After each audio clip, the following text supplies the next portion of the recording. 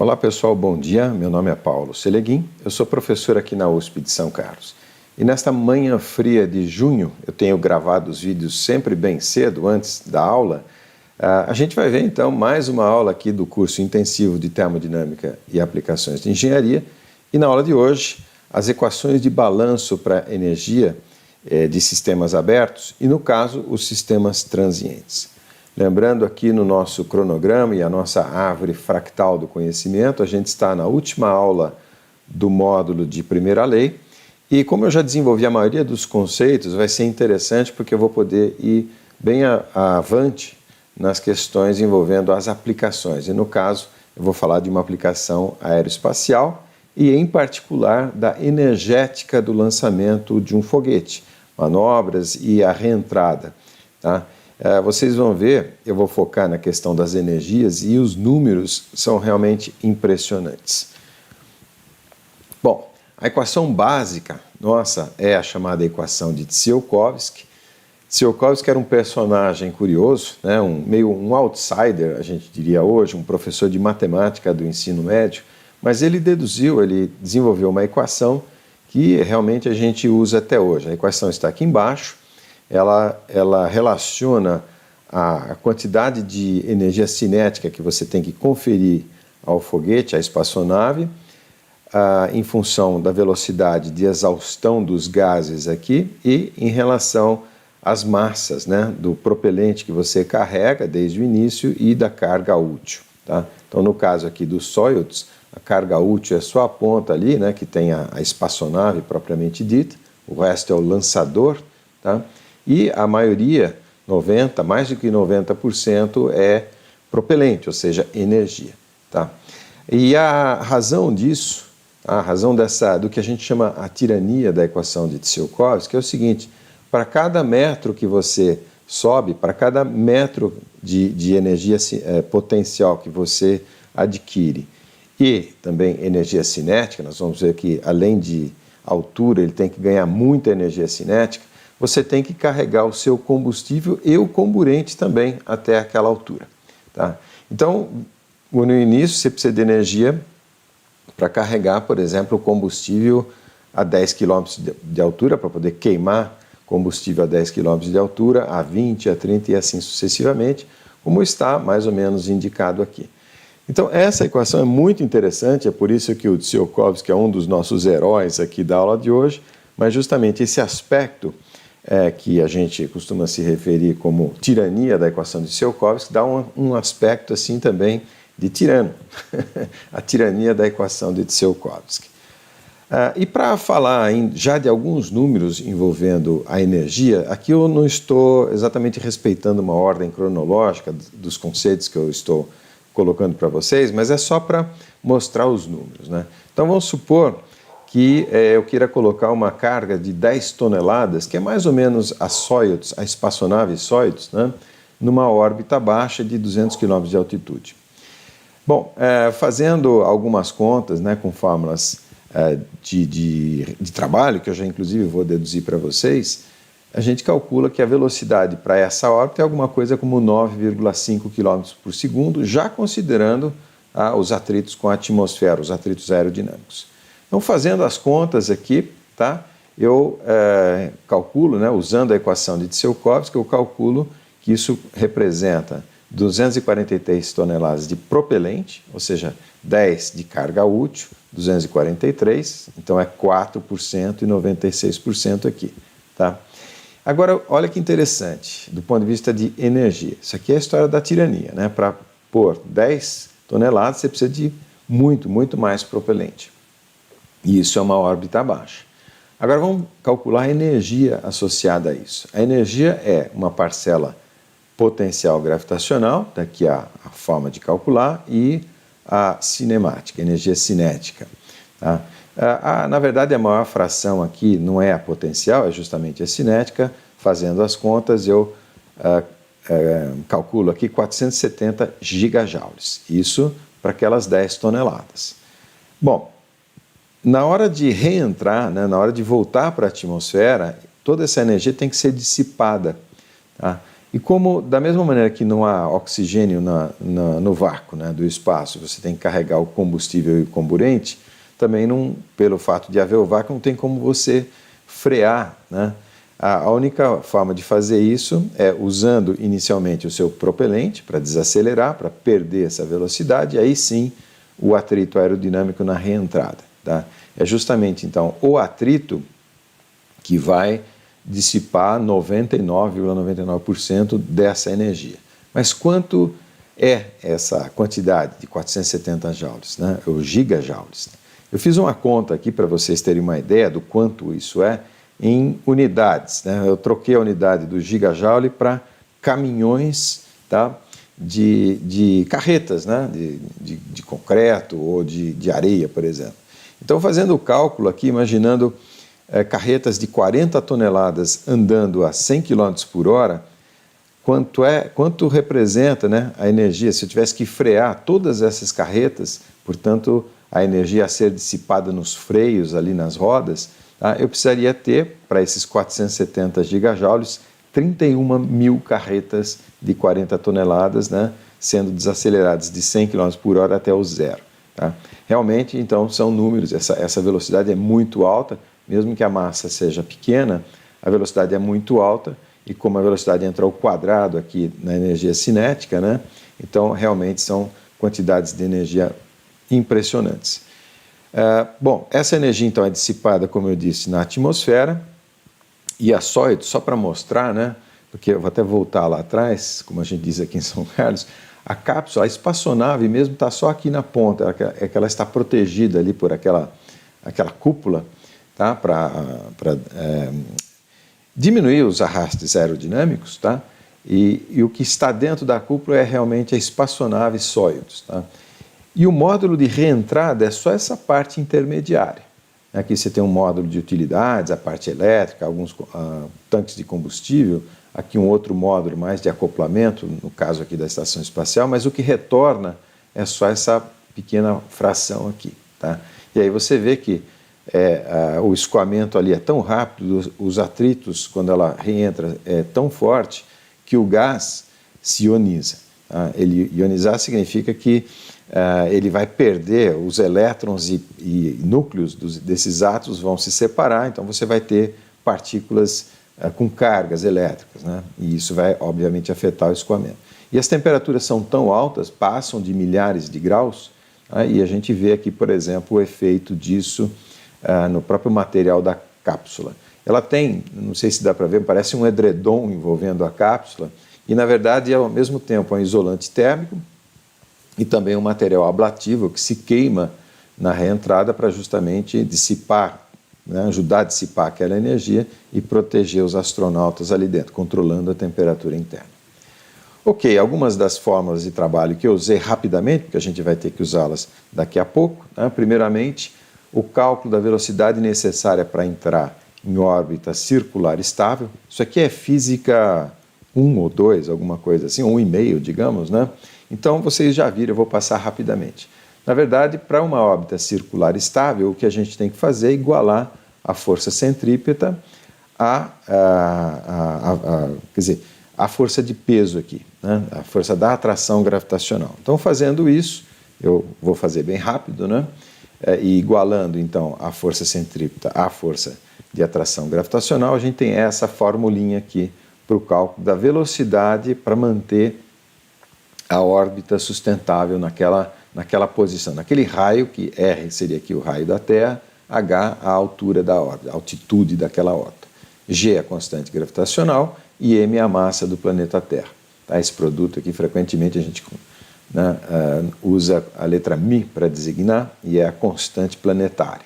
Tá? Agora, é interessante que essa velocidade não depende da massa do objeto em órbita. Pode ser aquela cápsula de 10 toneladas, pode ser um micrometeorito de 1 grama, né? Qualquer coisa vai ter que ter essa velocidade para estar naquela órbita. Fazendo algumas contas com órbitas conhecidas, digamos, né? Se fosse possível manter uma órbita ao nível do mar, ou seja, a 0 km de altitude, a gente precisaria de uma velocidade de 7,91 km por segundo, e para uma órbita a 200 km de altitude, uma velocidade de 7,79. Aqui o primeiro ponto importante é que quanto mais baixa a órbita, mais velocidade. Isso aqui funciona como, imagina aquele globo da morte, né?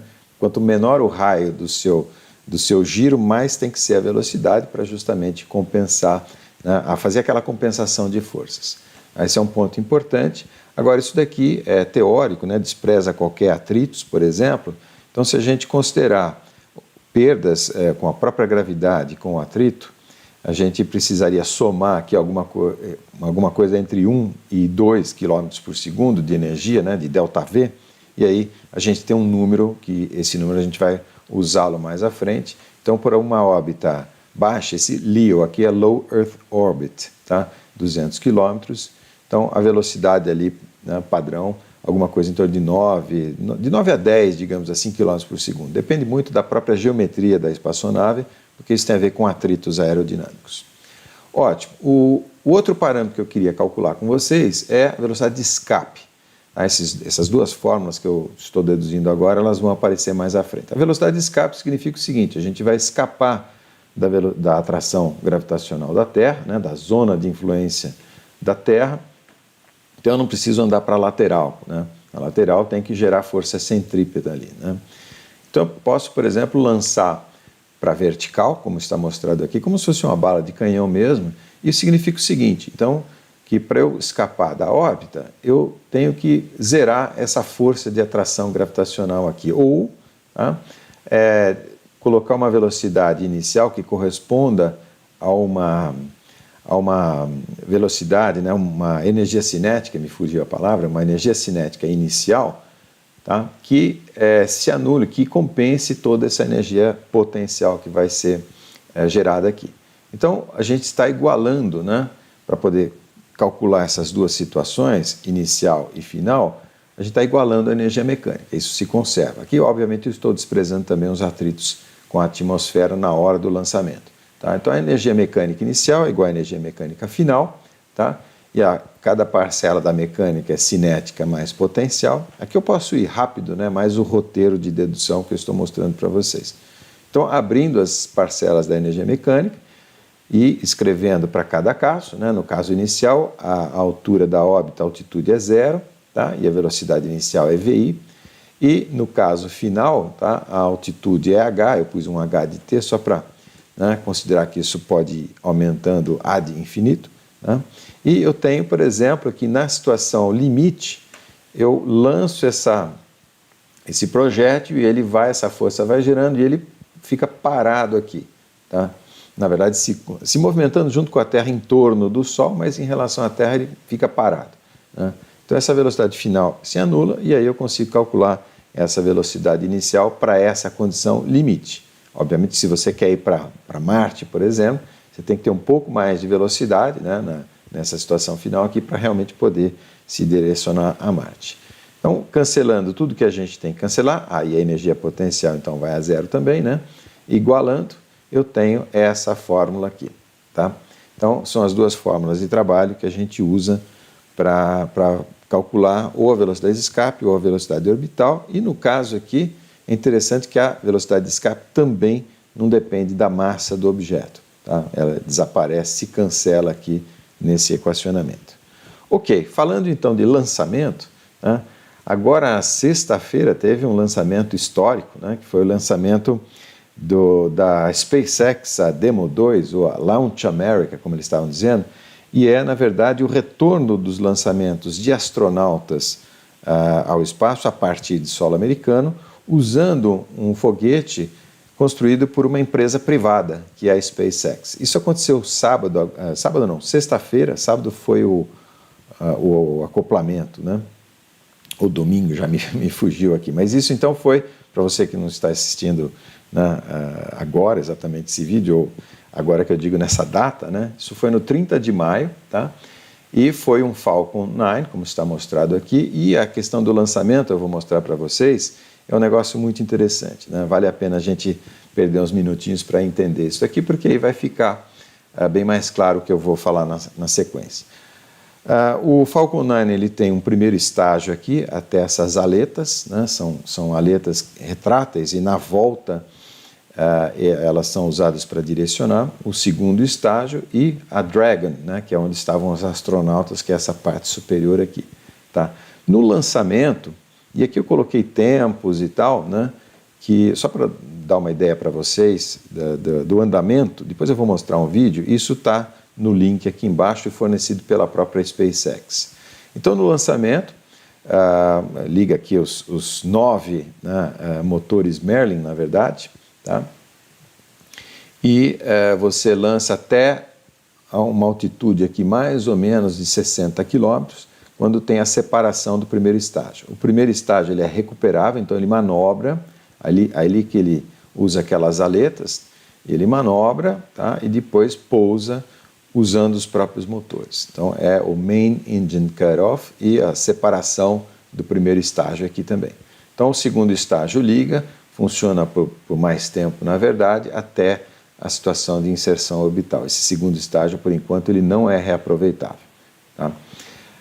Então, com números que eu estou mostrando aqui. Vamos ver o próprio lançamento, isso daqui é bastante interessante, né? E tudo isso é fornecido pela SpaceX.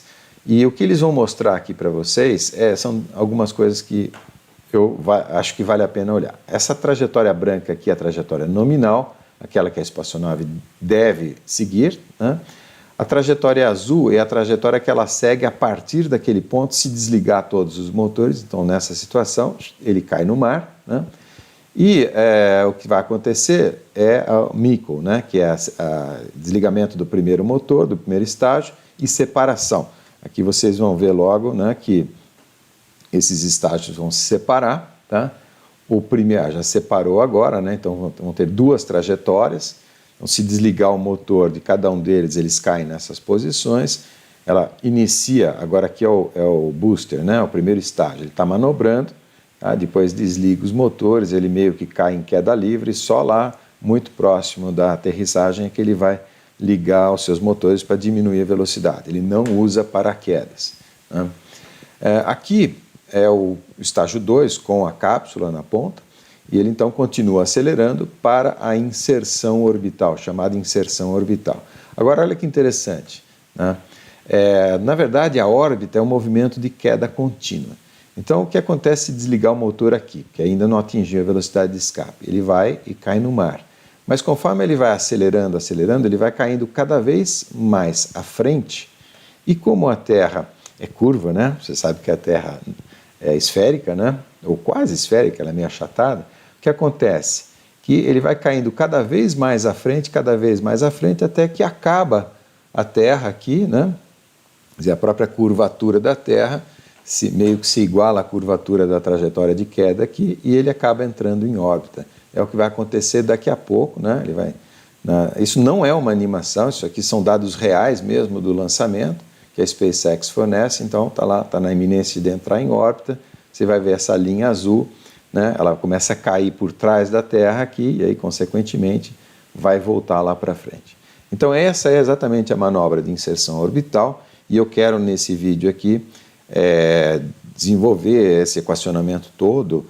A gente vai gerar uma planilha Excel para calcular essas coisas que você pode baixar, por exemplo. Ok? Então vamos lá em frente. Agora sim, essa parte mais pictórica, né?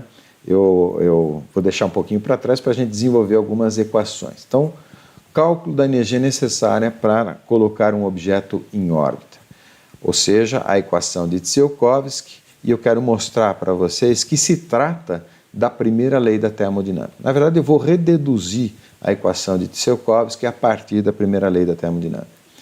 Eu coloquei aqui, antes, né, de começar, uma dedução não energética da equação de Tsiolkovsky, que é a dedução clássica que você vai encontrar nos livros de mecânica. Né?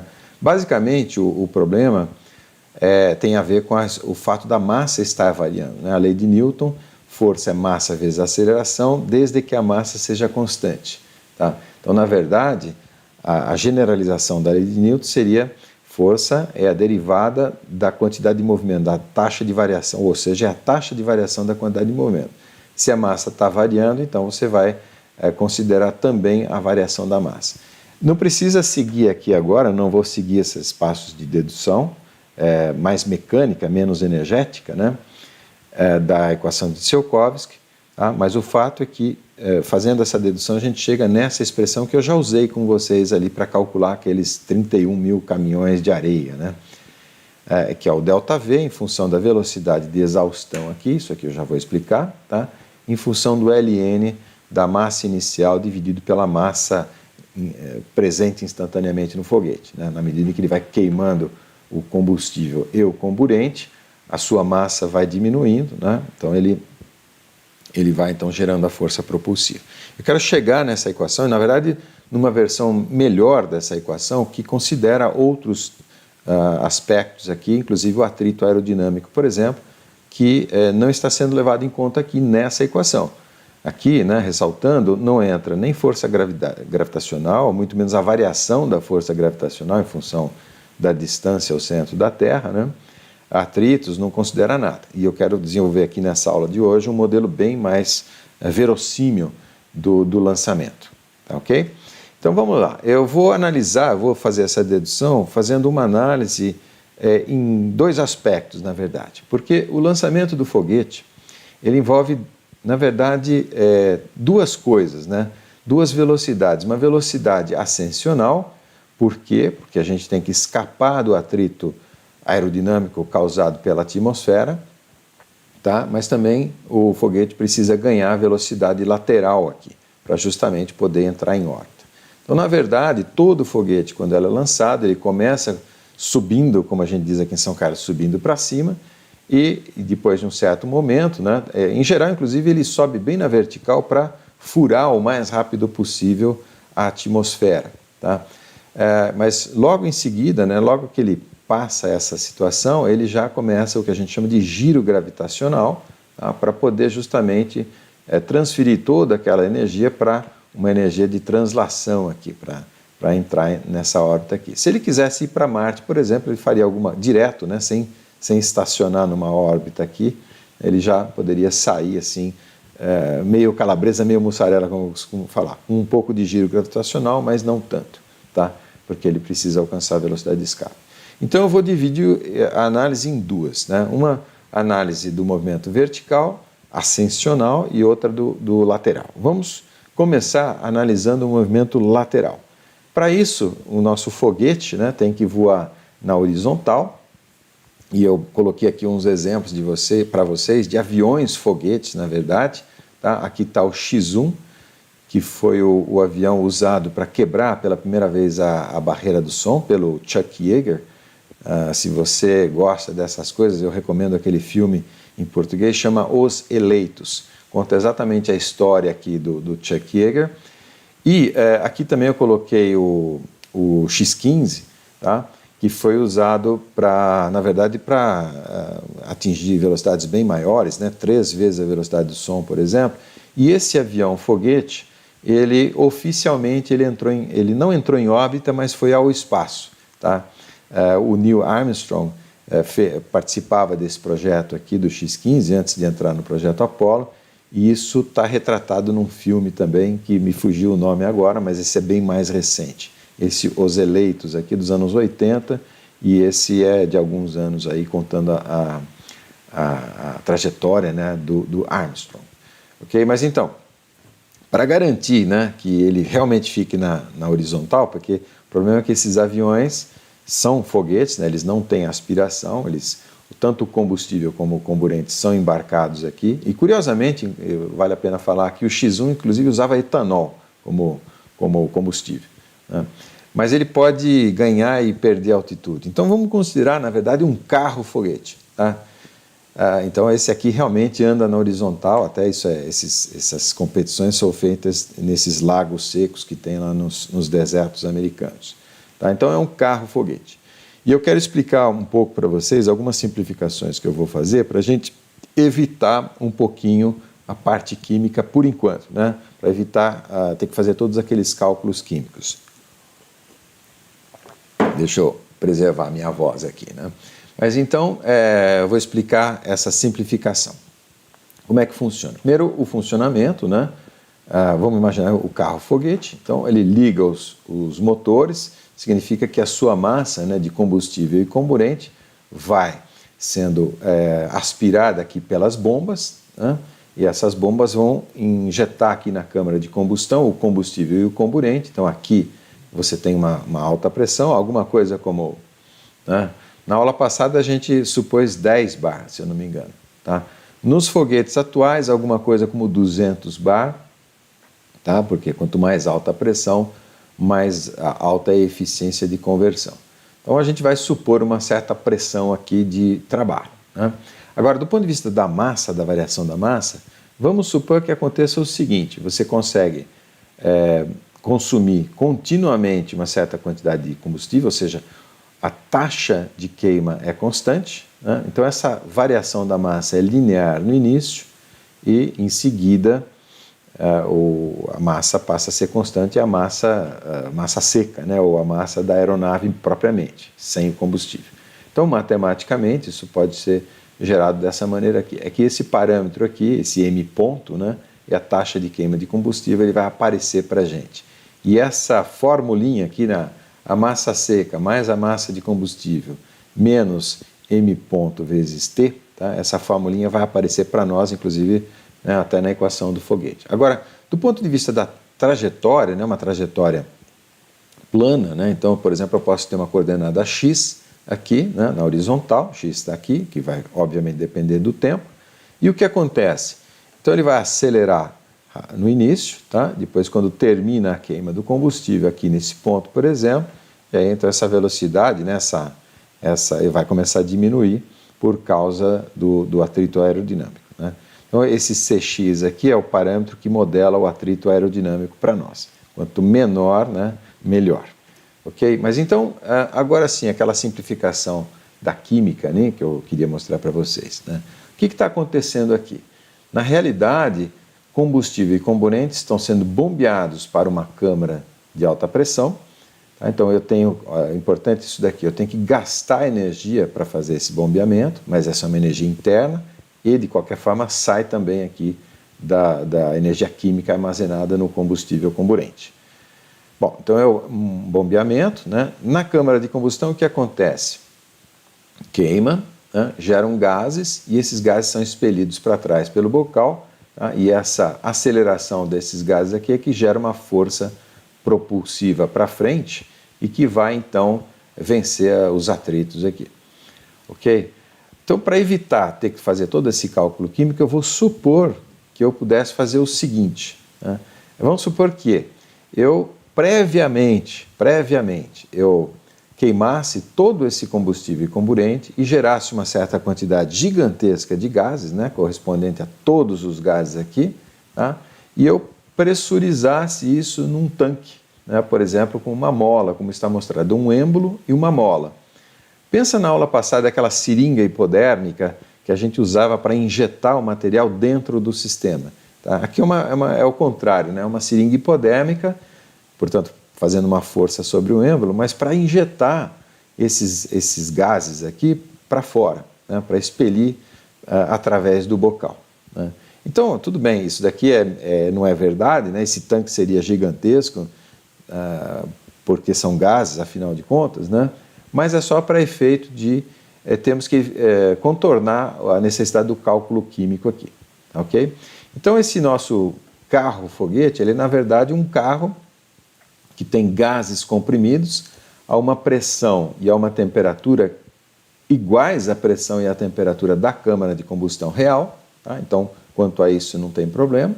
E a única elemento que eu tenho que ter aqui, essa é a nossa seringa hipodérmica, essa mola, que faz o papel daquelas bombas ali. Tá? Aqui eu estava dizendo para vocês que aqui eu gasto potência, né? Gasto energia, a mesma coisa, eu vou gastar essa energia dessa mola aqui.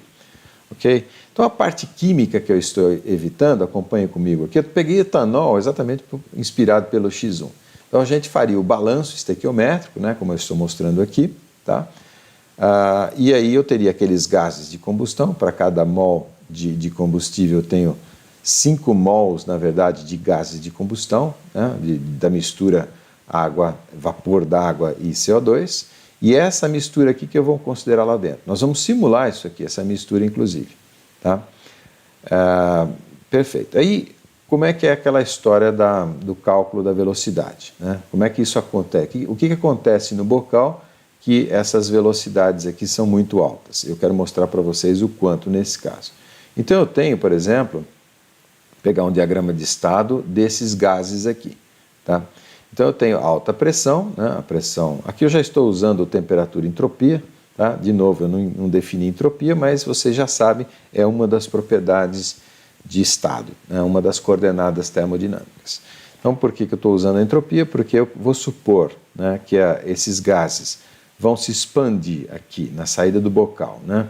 Quer dizer, perdão, esse ponto que eu estou com o mouse aqui está dentro da câmara de combustão.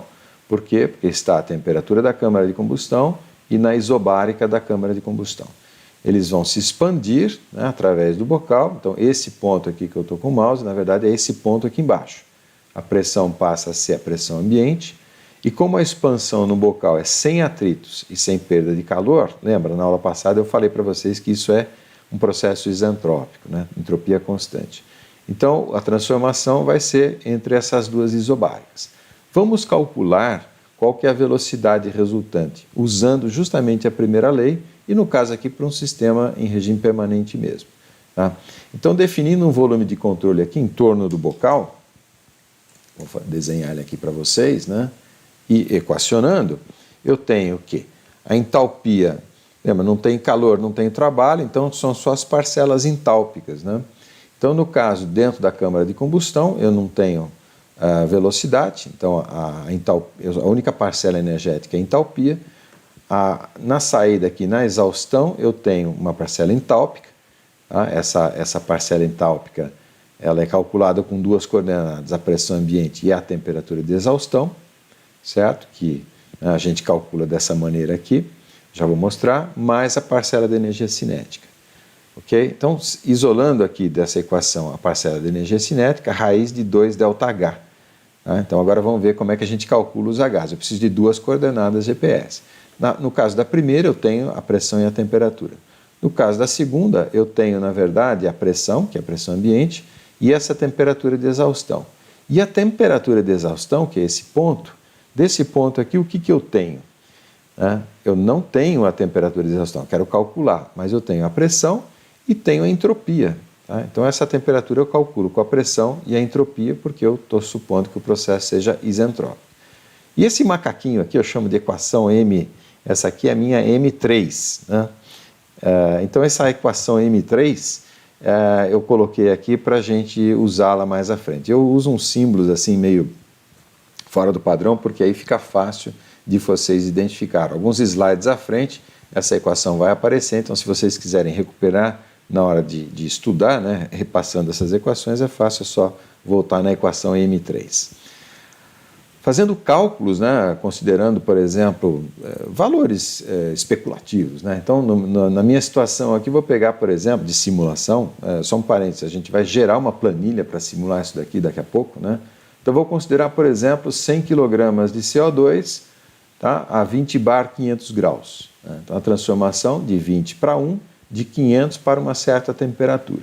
Então, vou usar algum software de geração de propriedades termodinâmicas, ou até as tabelas, né, que tem nos bons livros.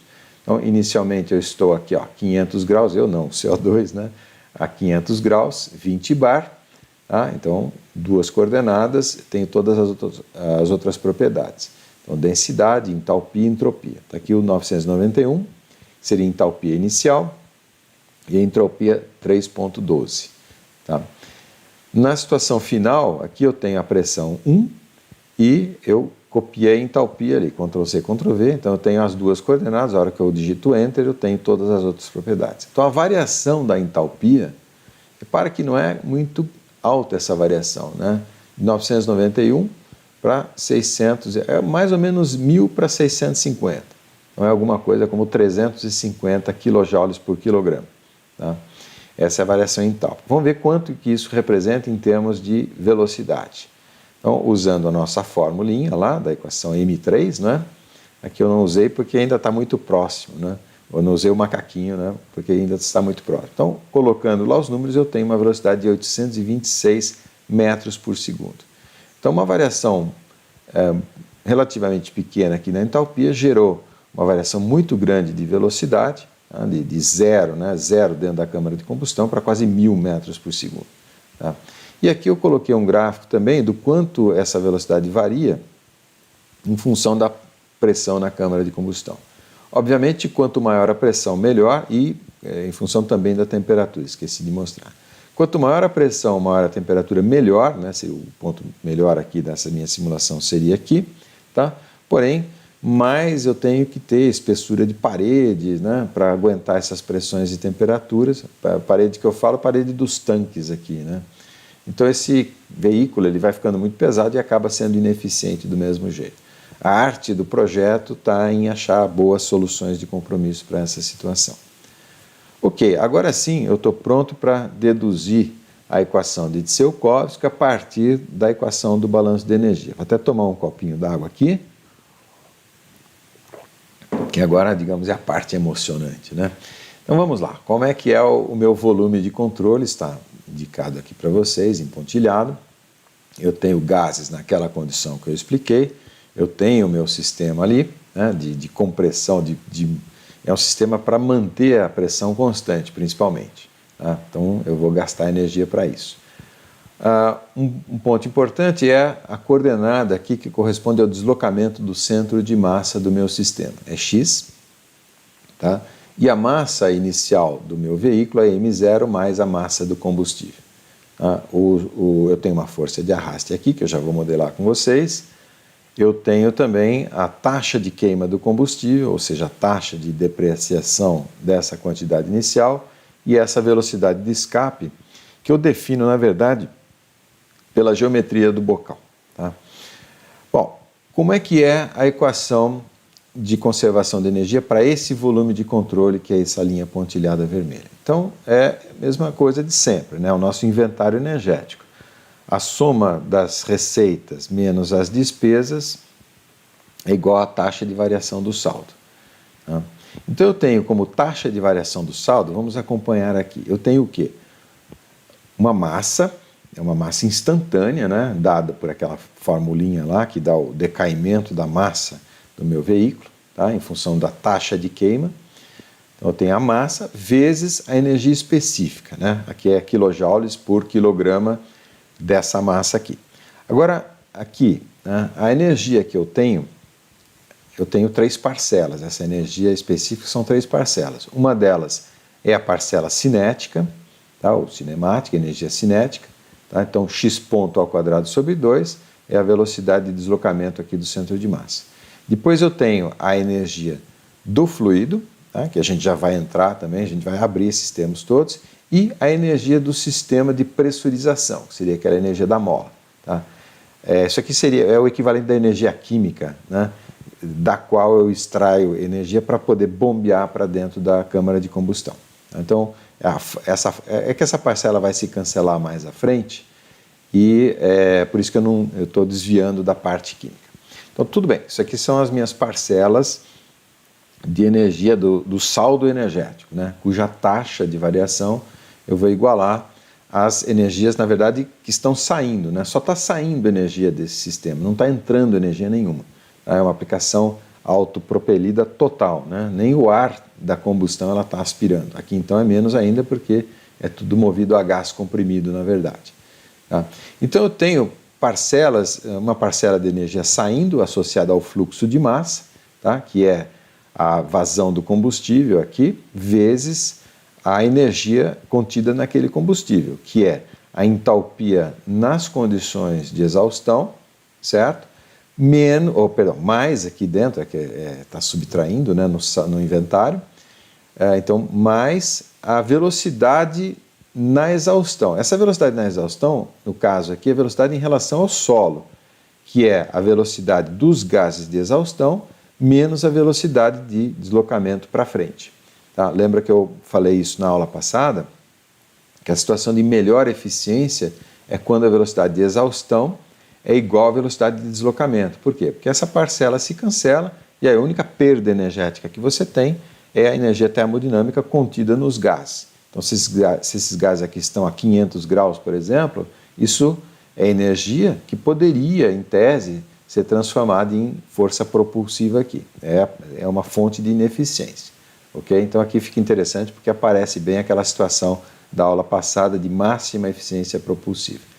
Então isso aqui é energia saindo, e só sai energia, né, nos fluxos de massa, e eu tenho um trabalho externo, na verdade. Lembra? Trabalho é força vezes deslocamento. A força é o atrito e o deslocamento é o próprio deslocamento dessa superfície aqui da fronteira do sistema. Então as parcelas, apesar da notação aqui meio complexa, né, são muito simples de visualizar. O que a gente vai fazer agora é algumas operações matemáticas. Eu vou aplicar a derivada aqui. Como eu tenho o produto de duas funções temporais, né, aqui m vezes t e aqui o x ponto de t ao quadrado, então eu vou usar a regra da cadeia para fazer essa derivada. Então está feita aqui.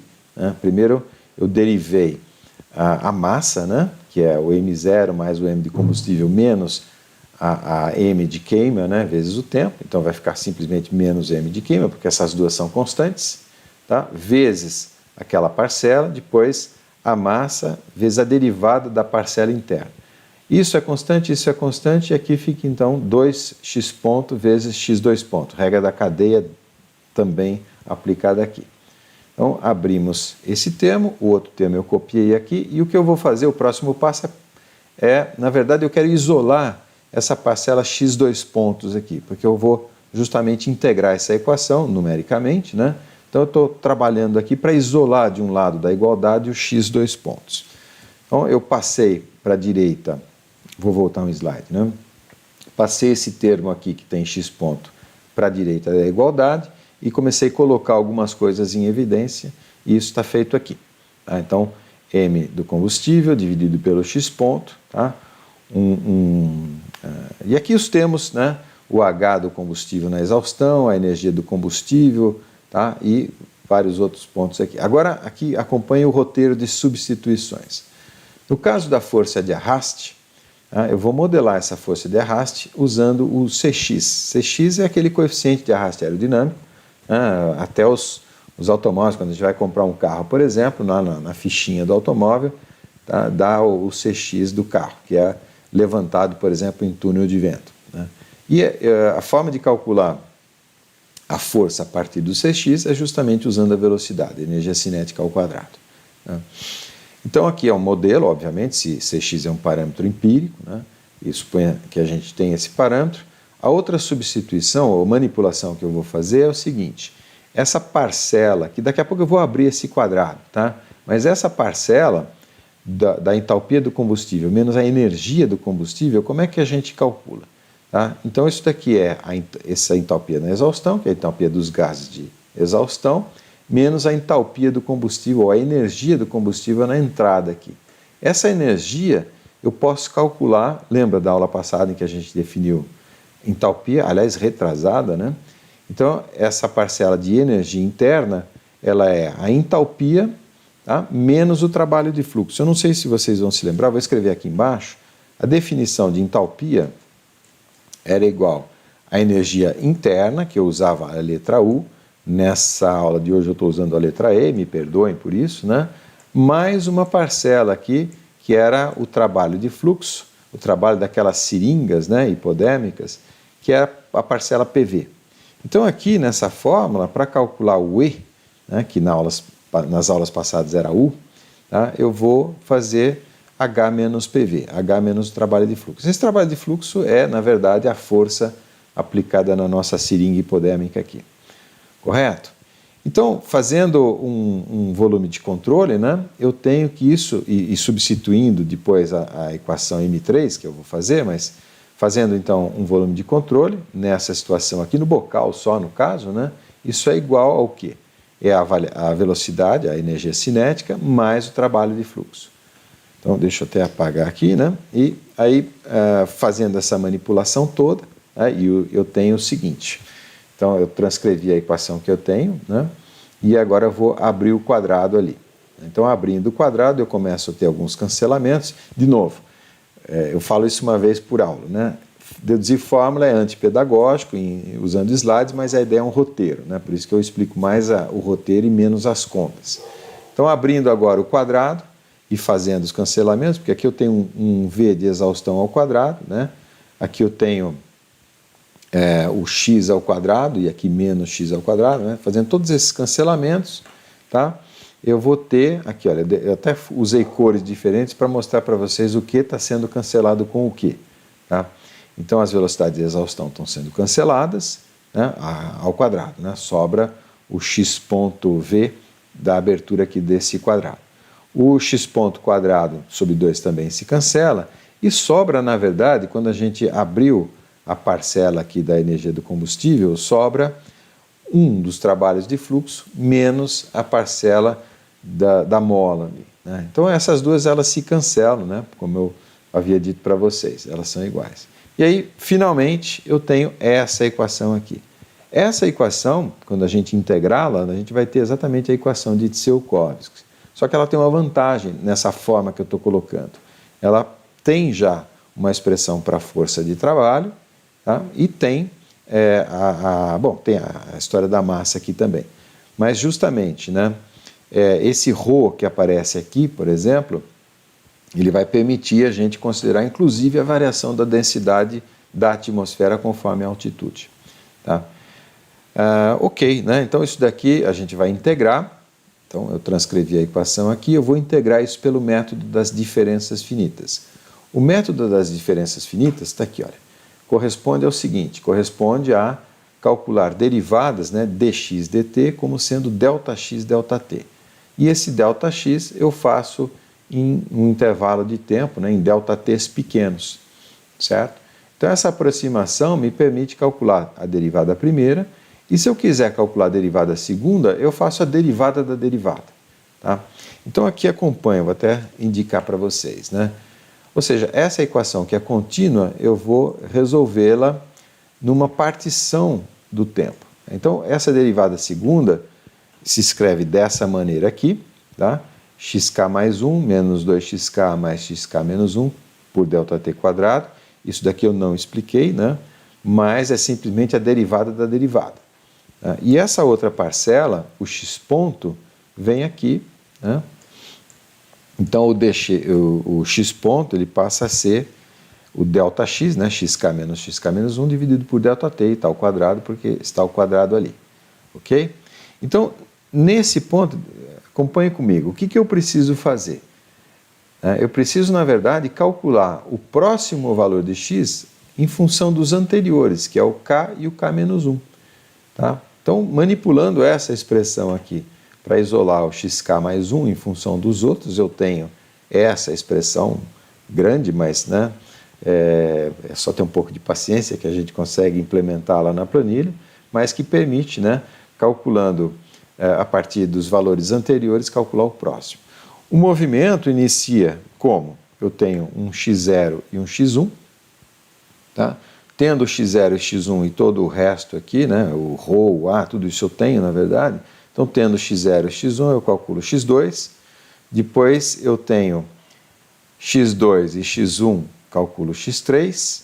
Depois, x3 e x2, eu calculo x4 e assim por diante. É como se fosse um tricô, né? Você começa o primeiro nozinho e vai enrolando um no outro e vai calculando em cascata. Isso, pessoal, é muito fácil de programar numa planilha do tipo Excel, tá?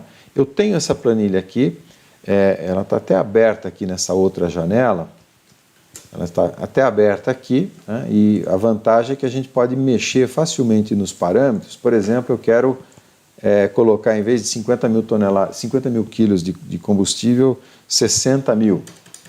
E Enter, e aí ele recalcula tudo automaticamente para você. Essa planilha eu vou deixar o link para vocês baixarem. Eu só não vou fazer o tutorial de montagem dessa planilha, porque eu quero cobrir uma quantidade grande de conteúdo nessa aula, né? Depois eu posso fazer um vídeo à parte, ou melhor, eu já até fiz um vídeo à parte, depois eu posso mostrar para vocês. Eu vou usar a própria planilha para explicar o equacionamento como eu estou fazendo. Então acompanhe comigo. Isso é uma parte meio tutorial da nossa aula aqui, né? Então, nessa região aqui à esquerda daquela linha amarela, eu tenho todos os meus parâmetros, a massa inicial, a massa de combustível, a taxa de queima de combustível. Então está tudo aqui.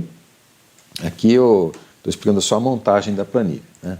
Então, vamos fazer o seguinte, como é meio tutorial, eu vou me dar certos direitos, né? Eu vou pegar uma formulinha aqui, que seria essa fórmula, Ctrl C, vou voltar ali para a planilha, vou até pôr um fundo nela para vocês poderem identificar mais facilmente. Então está aqui a fórmula, né? Opa, está aqui a fórmula que a gente vai usar. Deixa eu apagar esse gráfico aqui, depois a gente usa. Tá? Então, como é que funciona aqui minha interação? Né? Um passo de tempo eu calculo em uma linha aqui, ó, tá? Então eu tenho, na verdade, um contador K, que é esse índice do XK, né? K mais 1, mais 2, etc. Isso corresponde a um tempo físico, que é simplesmente K vezes dt, e esse dt é a minha discretização e é esse parâmetro aqui embaixo. Acho que a minha imagem está na frente, né? Deixa eu tirar para vocês. Eu vou colocar aqui provisoriamente na direita, muito provisoriamente na direita. Então, vamos lá, né? Esse tempo físico é simplesmente o contador vezes o dt, né? A queima de combustível, então é aquela rampa, né, de queima de combustível. Depois a massa, tá? A temperatura eu calculo em função, aqui eu preciso explicar, usando aquela fórmula, a entropia e a pressão, tá? Depois a própria pressão, como eu estava dizendo para vocês, a densidade, tá? E assim por diante, e a própria velocidade de escape. E aí, agora que é a parte da simulação, que são essas colunas aqui. Então eu tenho o valor anterior e o valor inicial. Então, inicialmente, o foguete, né, o carro-foguete está na posição 0, tá? E na verdade eu dei um pequeno toque inicial só para iniciar o movimento, tá? Aqui, tá? No que seria o K-1, né? Então, fazendo isso e aplicando a fórmula, eu tenho o K mais 1, né? Nessa situação especial, que é só o início do movimento, velocidade 0, a força, no caso gravitacional aqui é constante, né? A força propulsiva, o arraste, e aqui é isso, aqui é a equação de Tsiolkovsky. Então, o importante é o seguinte, olha, em algum momento aqui, no XK, isso que é importante, ó, vou até zoomar aqui para vocês, né? Nessa posição, tá? Aquilo que eu falei para vocês, né? Quando você calculou o próximo, tá? Aí ele vem para cá, né? Quer dizer, ó, aqui o x1 vem para cá e aqui vem a ser o x0. Tá? Então esse número que está aqui, olha, repara, é o próprio N2. Tá? Então esse valor vem aqui, tá? Esse aqui eu uso a formulinha, esse aqui na verdade seria o próximo aqui também, né? E aí depois eu uso a formulinha, essa fórmula que eu estou mostrando para vocês é essa fórmula aqui, né? Então isso é feito de maneira iterativa, né?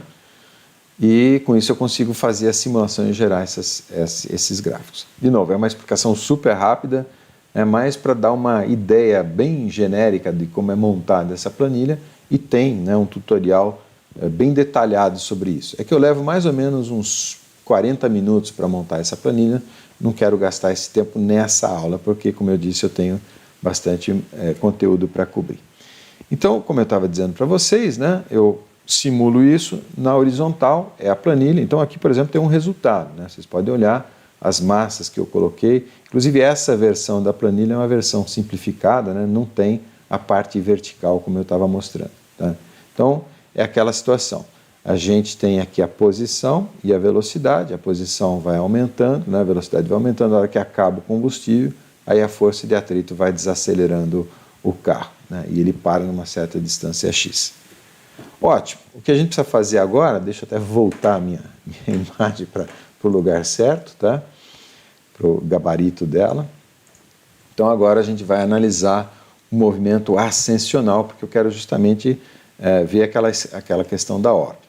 Então, de novo, o esquema aqui de substituições, né, para poder considerar o que eu preciso fazer. Então acompanhe comigo. Isso aqui não é para ser deduzido, é só um roteiro de substituições.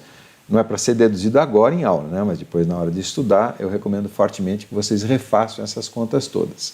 Tá? Então, eu tenho aqui a equação original do movimento lateral, aquela equação que a gente simulou, e eu vou, primeiramente, na parcela aqui de energia, lembra, esse parênteses aqui, né? Ou esse colchete, na verdade, ele é a taxa de variação do saldo energético do meu volume de controle, tá? Que agora vai se movimentar na vertical. Tá? Então, eu vou considerar ali dentro, né, aqui a massa vezes a energia específica. A energia específica, então, tinha a cinética, a dos gases, a do sistema de pressurização, tá? Mas eu vou ter que somar aqui a parcela gravitacional. Às vezes os alunos têm uma certa dúvida com esse sinal de menos aqui, tá? Esse sinal de menos é pelo seguinte, só para você obedecer uma regra, né? É porque lembra, o potencial ele tem um zero que é arbitrário, né? Onde você diz que a energia é zero, é totalmente arbitrário. Você pode, por exemplo, definir que a energia é zero no infinito, tá? Sendo assim, todas as energias que você tem antes do infinito são negativas. O que conta é sempre o delta, né? Então, fazer dessa maneira permite obedecer a seguinte regra. Quando você deriva o campo, você tem a força. Então, derivando aqui vai aparecer... Imagina, esquece um pouco o x aqui, só para efeito de raciocínio, né? Imagina um R minúsculo, né? Então, derivando isso em função de R, vai aparecer o quê? Um menos R a menos 2, né? Então, o menos cancela com menos, aparece a distância ao quadrado aqui, que é exatamente a lei de gravitação universal de Newton, tá? Então, aqui eu vou colocar uma parcela gravitacional, né? Mesma coisa aqui quando eu for expelir esse combustível aqui para baixo, né? Esse combustível, lembra, ele tem que ser carregado a 10 km, a 20 km de altitude para então gerar força propulsiva. Então eu coloco as parcelas gravitacionais e fazendo essa abertura e essa manipulação, então o resultado é esse, tá? E eu vou ter, então está vendo aqui a parcela gravitacional com o quadrado ali na hora de derivar, né? Tá? Por causa do x de t a hora que eu derivo, tá? E aqui então eu tenho a minha equação final. De novo, eu pulei várias etapas aqui. Aliás, eu errei umas 35 vezes antes de chegar nessa versão final. Tá? Por quê? Porque são manipulações, né? Vale a pena ter uma certa paciência, tomar um cafezinho antes, né? E fazer com calma isso daqui para chegar nessa equação de trabalho, que é a versão minha da equação de Tsiolkovsky, mas agora sim, considerando, tá, a parcela gravitacional, que não tem na equação original de Tsiolkovsky, a parcela de atrito aerodinâmico, que depois a gente vai abrir, tá? E aí, bom, o resto aí sim tem na equação de Tsiolkovsky. Então, identificando aqui, né, o arraste aerodinâmico, e mais à frente a gente vai considerar a variação do ρ com a altitude, né? Isso é muito importante, eu vou mostrar para vocês. E a velocidade de exaustão, ela pode também ser modulada, como está mostrando aqui, para ter mais eficiência, né? Em algum momento na dedução, aqui não aparece, deixa eu ver se aparece no slide anterior. Não vai aparecer, eu tenho que procurar, vou perder tempo. Mas em algum momento eu mostrei para vocês que é sempre interessante ter a velocidade de exaustão igual à velocidade de deslocamento da aeronave, né? Então, isso pode ser feito, por exemplo, controlando aqui as potências de bombeamento, ou no caso de aeronaves mesmo, principalmente aviação de caça, o pessoal modula o tamanho do bocal. O bocal aumenta e diminui para justamente poder se adaptar e ter mais eficiência aqui. Então, isso a gente pode fazer nesse modelo, porque esse modelo vai nos permitir. Ok? Então, de novo, algumas fórmulas aqui de trabalho, só para fazer a simulação. Aqui é a mesma coisa que eu já fiz. As derivadas segunda, eu vou usar o operador de segunda ordem, né? Apenas é mais complexo, tá? E aí eu vou, da mesma maneira, calcular o próximo x em função dos anteriores. Repare que eu tenho agora, inclusive, né, o x variando aqui na força gravitacional, que significa que ela vai diminuindo também em função da altitude, né, porque vai entrando no denominador aqui, tá? Perfeito, então isso pode ser simulado na planilha que eu acabei de mostrar para vocês, na verdade, né, essa que tinha essa coluna azul aqui, tá?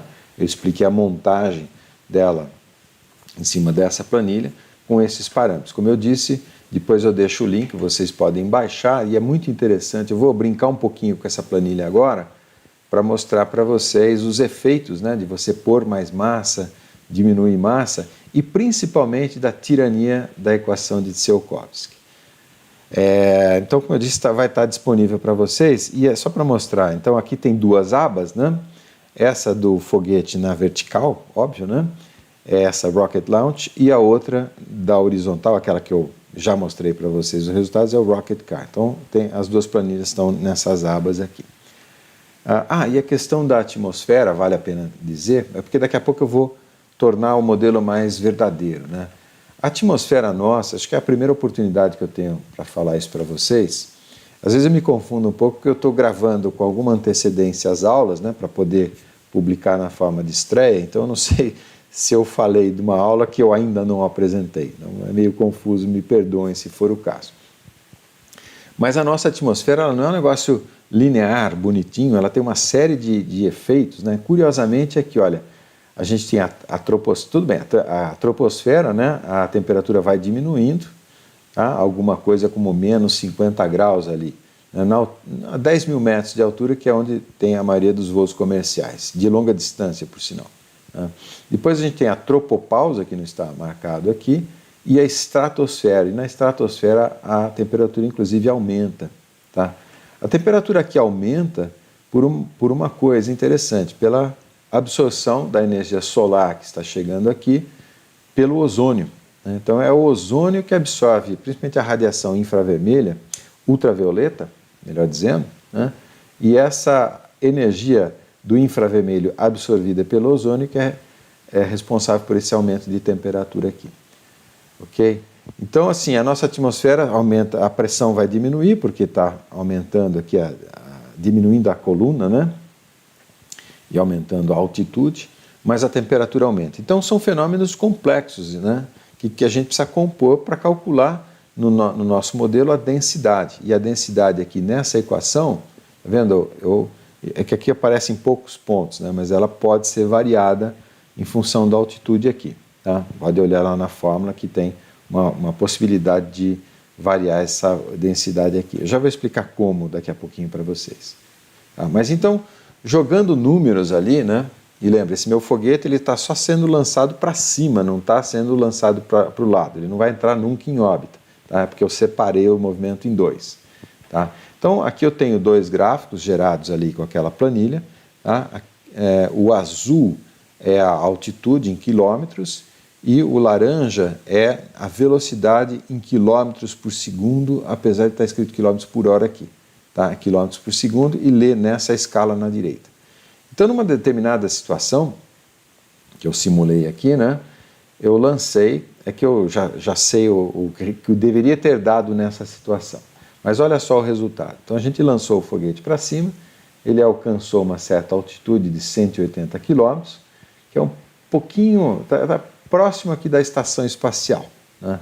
A estação espacial está a 400 km, mas aquela órbita de espera, né, alguma coisa como 200. Então, ele resvalou numa órbita de espera, né, 200 km. Tá? E aí, obviamente, então chegou nessa altitude aqui, né, naquela órbita, ele subiu, parou, o que aconteceu? Começa a cair de novo.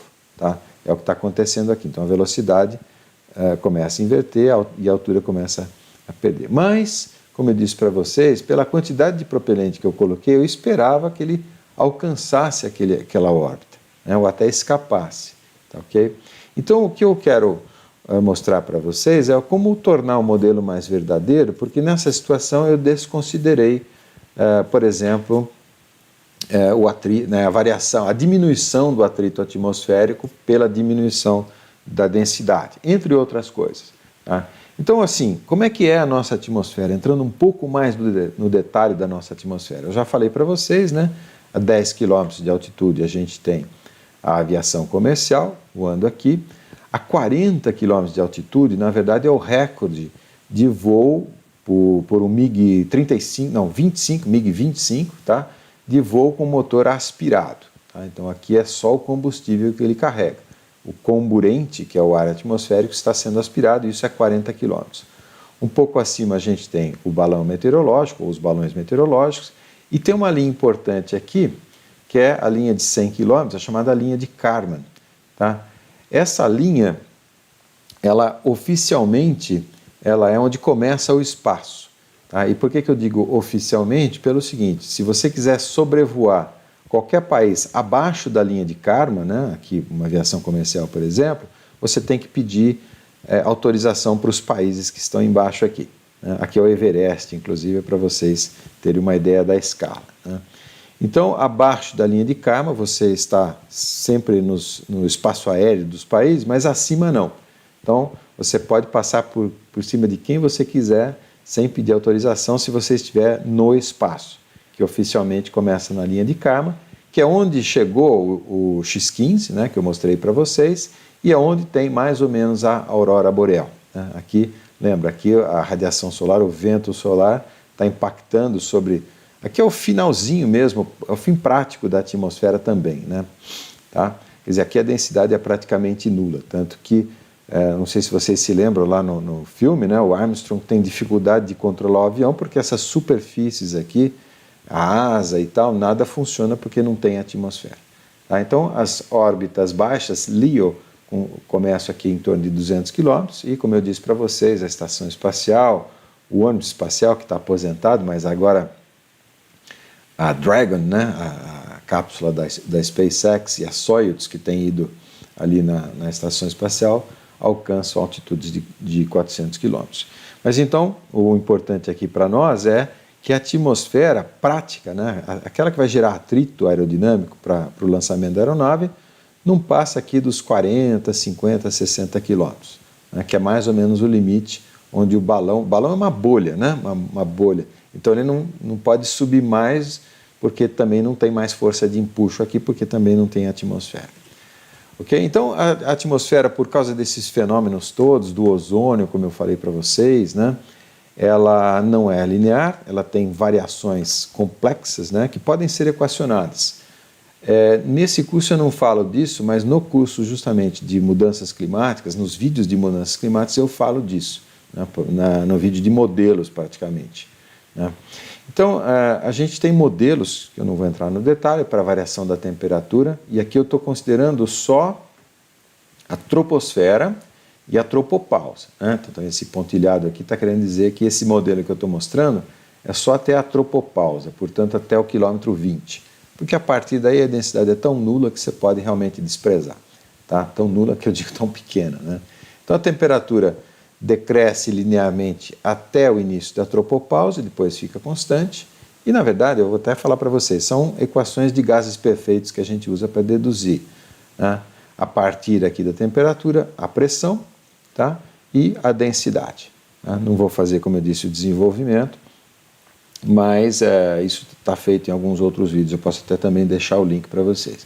Agora eu vou aproveitar também que eu estou nesse ponto para explicar uma coisa que eu falei, e agora já não vou lembrar em qual das aulas eu falei ou se eu já falei para vocês, mas é aquela história, né, de que as nuvens elas se posicionam em camadas muito bem definidas na atmosfera. É por causa dessas transições. Né? Então eu lembro que eu mostrei algumas fotos para vocês, inclusive o cumulonimbus aqui, que é uma nuvem, né, perigosíssima, ele chega até o início da tropopausa aqui, com ventos bastante intensos aí. Correto? Bom, então é isso. Qual que é a ideia? É tornar mais verossímil, portanto eu vou corrigir a densidade do ar. Né? Então eu vou fazer isso como? Essa minha densidade vai usar aquele modelo ali do slide anterior, com parâmetros, por exemplo, né, temperatura variando de 5 a menos 10 graus. Tá? Então aqui eu tenho variações dessa forma, né, de ρ, tá? E a própria pressão, né, também eu posso variar. Eu vou voltar um slide, eu estou usando esse modelo e esse modelo para corrigir a densidade aqui, como eu acabei de explicar, e aqui também para modular a velocidade de exaustão, tá? Alterando aqui a entalpia do balanço entálpico ali no cálculo da velocidade. Esse também é uma das razões pelas quais o motor perde eficiência na medida em que ele ganha altitude, porque o seu bocal geralmente é fixo. Eu não conheço nenhum foguete que tenha o bocal variável, só avião a jato mesmo e avião de caça. Mas então a gente pode fazer essa correção aqui. Ok? Então fazendo isso, né, a gente sim, aí lançando aquele meu foguete que mal tinha entrado e mal tinha alcançado ali os 200 km da órbita LEO, aqui, nos mesmos parâmetros, ele inclusive alcança a velocidade de escape. A velocidade de escape é um pouco acima de 11 km por segundo, ele chegou a quase 12, perdão, aqui eu tenho que olhar na alaranjada e olhar aqui, ele passou de 12 km por segundo, tá? Consequentemente, esse foguete, né, o x ali, a coordenada vertical, né, vai aumentando indefinidamente. O que vai acontecer aqui é que depois a velocidade permanece constante, tá? Lembra, a gente calculou a velocidade de escape fazendo a velocidade voltar a zero, lá nos primeiros slides. No caso, como eu tinha mais energia do que aquela situação limite, então eu tenho uma velocidade final aqui de alguma coisa em torno de 7 km por segundo, portanto, isso depois de escapar da esfera de influência do planeta Terra. Então, a minha coordenada x vai aumentando indefinidamente, aí até ser capturada por um outro astro, pode ser pela Lua ou por Marte, né? Ou pelo próprio Sol, ok? Bom, então o que eu fiz nessa simulação, que aí eu recomendo que vocês façam essa mesma brincadeira aqui que eu andei fazendo. Eu deixei do lado ali os parâmetros, né, para vocês poderem usar, tá, e eventualmente reproduzir. Então eu diminuí a quantidade de propelente para ver se eu podia ter mais carga útil. Aí o que aconteceu? Aí, de novo, eu não consigo... Bom, aqui eu não estou conseguindo entrar em órbita, na verdade, porque eu não estou tendo um movimento de circularização. Tem que gastar energia para considerar também um movimento de lateral, né? Aqui é só vertical. Mas então eu consigo diminuir bastante a quantidade de energia, e olha só a altura que eu consigo aqui, né? 12 mil quilômetros de altitude, tá? Ou seja, é uma órbita elíptica. Se eu estivesse entrando em órbita, é uma órbita elíptica em torno da Terra, extremamente alongada. Tá? Eu não ultrapasso a velocidade de escape, portanto, em algum momento eu vou voltar para a Terra. Até me deu vontade de eu fazer um desenho, né, do que seria a obliquidade dessa órbita. Né? Então, ideal a gente ter órbitas circulares. Meus círculos aqui estão péssimos, né? Mas nesse caso aqui, como eu não dei velocidade lateral, eu estou fazendo uma órbita que é alguma coisa assim, ó, bem longe, e acabo voltando aqui para a Terra. Né? Ficou bem ruim, mas tudo bem. Tá? Mas então, assim, a ideia aqui é mais, não é simular o lançamento. Aliás, eu tenho um vídeo exatamente sobre o lançamento, lá naquela série de vídeos sobre engenharia aeroespacial. Inclusive, aí eu tenho um software também que está disponível para fazer o cálculo do lançamento, considerando também o movimento lateral e, consequentemente, a entrada em órbita. Bom, aí nos slides seguintes eu vou mexendo nos parâmetros para tentar entender um pouco essa questão da tirania da equação de Tsiolkovsky, mas agora com uma equação um pouco mais real, né, considerando, inclusive, variação da densidade e assim por diante. Então, reduzir a quantidade de combustível, não precisei ir tão longe assim, né, só 450 km de altitude. Aqui eu estou mais ou menos alcançando a estação espacial, tá? E aí com isso eu consigo determinar, né? Quando eu faço o projeto de uma missão, por exemplo, eu tenho que fazer exatamente isso. Tenho que alcançar a órbita da estação espacial, tá? Aqui eu alcanço, mas não fico lá porque eu não estou despendendo energia para o deslocamento lateral, né? Para aquela velocidade orbital, para alcançar a velocidade orbital, tanto que reparar alguma coisa em torno de 9 km por segundo. Lembra? Eu falei que aquele número ia voltar. Então aqui a gente consegue alcançar os 400 km de altitude, mas não a velocidade de 9 km por segundo. A gente não passou de 3 aqui. Tá? Então é isso. A planilha, a ideia da planilha é vocês usarem, né, para essas simulações todas aí e meio que entender um pouquinho da equação de Tsiolkovsky, e no fundo é uma forma simplificada da equação de balanço de energia para um sistema transiente. Tá? Mais um resultado, né? Eu vou passar reto. E agora sim. E esses resultados, eles são comparáveis aos dados reais. Aqui, então, é um dado de telemetria do Falcon 9. Né? A SpaceX é muito legal porque eles são muito abertos. Eles fornecem praticamente o que você quiser. Né? Não deve ser assim, deve ter muita coisa secreta, mas assim, só o que eles fornecem realmente já é muita coisa. Então esse gráfico aqui, eu confesso para vocês, eu passei horas olhando esse gráfico.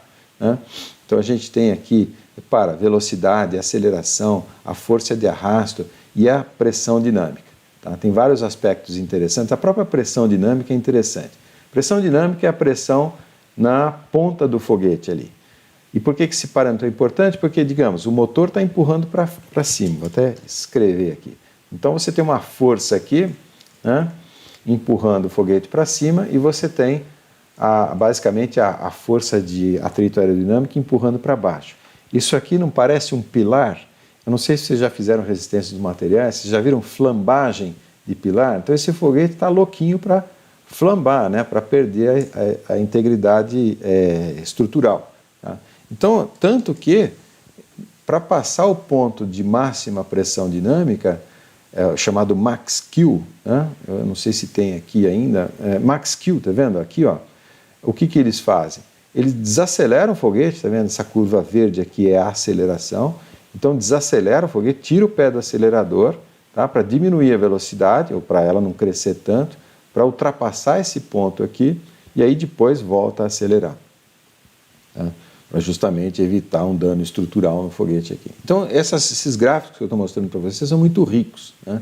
Então, desacelera, Max Q, passou, volta a acelerar, aí MECO, Main Engine Cut-Off. Então, desliga o estágio principal, né, que é esse primeiro estágio, está vendo aquelas aletas que eu falei para vocês? Esse estágio ele volta e pousa na vertical usando um restante de combustível.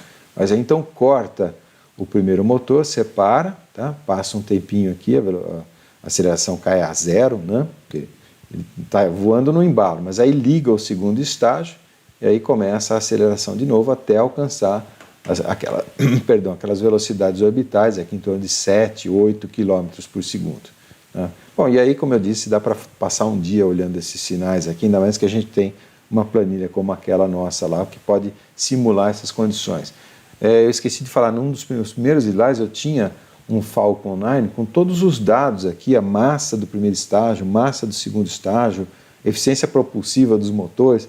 Então são dados que a gente pode usar na planilha de simulação para tentar reproduzir da melhor maneira possível esses dados aqui. Eu queria falar também do Saturno V, porque é um foguete que acho que nunca mais vão se construir alguma coisa parecida, até porque se desejava fazer isso com muito pouco tempo, na verdade. Né? Então ele é caríssimo, de certa maneira ineficiente, né? Hoje, ineficiente no sentido custo, né? Mas assim, o problema como eu estava dizendo para vocês, tudo isso aqui é combustível para lançar apenas essa carga útil aqui. O módulo de comando aqui é essa cápsula triangular, e o módulo lunar vai dentro desse cone aqui, né, desse tronco de cone. Tá?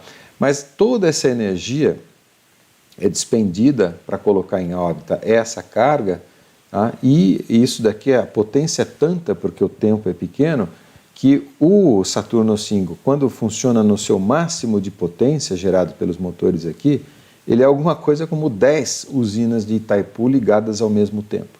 Então são realmente quantias muito, muito grandes, tá? E hoje se faz a mesma coisa, mas de forma muito mais eficiente, com motores muito menos gastões, né? Então esse é um foguete que só agora, com os primeiros projetos para retorno à Lua lá por 2024, perfeito, né? Estou com os anos 60, 70 na cabeça por causa do projeto Apollo, que eu acompanhava, né, quando eu era pequeno. Mas então agora com esses novos foguetes, o Atlas, por exemplo, né, é um foguete comparável ao Saturno V. Bom, o Saturno V, de novo, a gente tem muitos dados sobre eles, então eu coloquei aqui massas, né, dos vários estágios, e a gente pode usar para simular, isso foi feito aqui, tá? Então eu tenho a mesma coisa. O Max Q, né, tá vendo aqui, seria a pressão dinâmica e o número de Mach, e aqui a altitude do foguete. Isso aqui eu estou colocando mais como uma referência para vocês, até porque eu deixei a referência. Se você entrar com isso daqui no Google, esse sujeito aqui, ele deixou uma planilha também em Excel com essa simulação. Para quem gosta dessas coisas, eu recomendo que vá atrás. Ok? Bom, então é isso, eu vou começar a encerrar aqui. Esse aqui já é o pouso mesmo, né? Mas eu queria só deixar uma mensagem, encerrar esse vídeo de hoje, essa aula de hoje, com uma espécie de consideração, imagina, de analogia, na verdade. Imagina há uns 1000 anos atrás, né? Lá no ano 1000, em torno do ano 1000, pouco 1300, alguma coisa assim, né? Imagina o Dom Quixote, o Sancho Panza, na praia, né, olhando ali para o infinito, né, para o que era infinito para eles, né, E o Dom Quixote, aquele sonhador, vamos explorar os oceanos, né? Vamos ver o que tem lá depois do horizonte, a gente pode encontrar a Dulcinea. O Sancho Panza, que é um sujeito extremamente preocupado, né, com a parte material, digamos assim, então ele já se perguntou, mas por que a gente vai explorar os oceanos, a troco de quê? E o Rocinante, que é o cavalo aqui, que na verdade é meu personagem predileto, ele então está preocupado, mas espera aí, antes de porquê, vamos ver se é difícil ou fácil. Então ele já está usando a equação de Tsiolkovsky ali para fazer os cálculos, né? Mas então essa situação de praia, né, e se perguntar se a gente deve explorar, na verdade a gente explorou, né? A gente sabe disso. Então 500 anos depois, a gente não só explorou, como digamos, a gente infestou o planeta Terra inteiro. São imagens em tempo real da estação espacial, essas que eu estou mostrando para vocês são gravadas. Mas nesse site aqui e vários outros, você tem imagens em tempo real da estação espacial e a gente vê que o planeta Terra inteiro já está ocupado, né? Isso 500 anos depois. E a situação que eu estou colocando é mais ou menos análoga, né? A gente está mais ou menos aqui em órbita, é como se a gente estivesse na praia do universo, né? Olhando aqui o universo, se perguntando o que tem ali no infinito, né? E justamente, né? Será que vale a pena, não vale? A equação de Tsiolkovsky e essas equações de energia que eu coloquei aqui para vocês, né, um pouco mais elaboradas, vão nos dar essa resposta. Na verdade, assim como o Dom Quixote, nós já decidimos e nós já iremos, é só uma questão de viabilizar comercialmente tudo isso, né, politicamente, comercialmente, isso já está sendo feito, né, como foi o lançamento dessa missão Demo 2 aí da SpaceX, que ela é histórica nesse sentido, é a primeira empresa privada, né, portanto, que precisa gerar lucro e tal para poder subsistir. Ok, pessoal? Então é isso. Com isso eu encerro e a gente se encontra no próximo vídeo. Até lá!